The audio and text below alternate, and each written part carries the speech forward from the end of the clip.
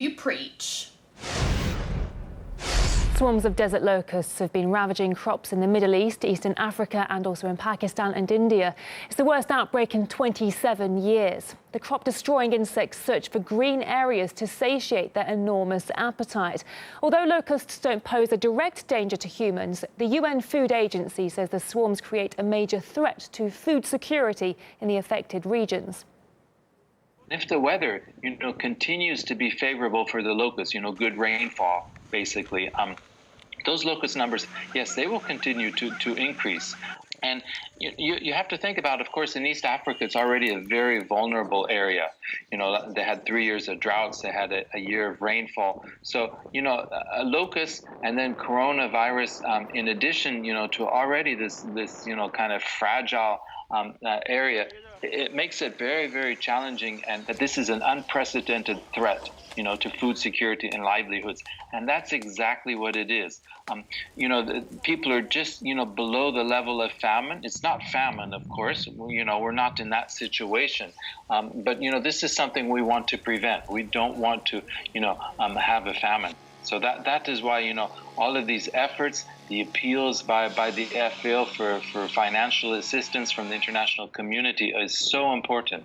When millions of locusts attack crop fields, they can destroy everything within hours. The insects originate in dry lands where the climate forces them to gather in small patches of green land. When it starts raining, they start breeding abundantly. The threat of food insecurity has led some to call for a joint response. This year, in addition to the COVID pandemic, a new challenge is facing the people of the South Asia and Southwest Asia region, that of desert locusts. India has suggested to Pakistan that both countries coordinate locust control operations along the border and that India can facilitate supply of the pesticide malathion to Pakistan. Also in Pakistan this year, there is breeding in the Indus Valley, which is very unusual, and in the Punjab plains up near the capital, Islamabad.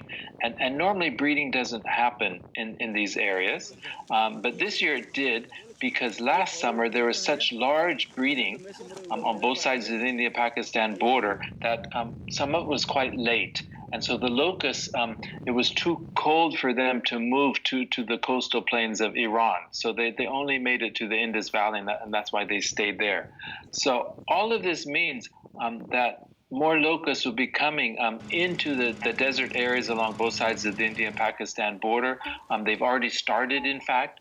India's already received some swarms earlier this month, and this will continue for this month, for next month, and probably into July as well. So it's like a successive waves of swarms coming. It's not just for one night or 1 week, but it's going to be over a number of weeks and months.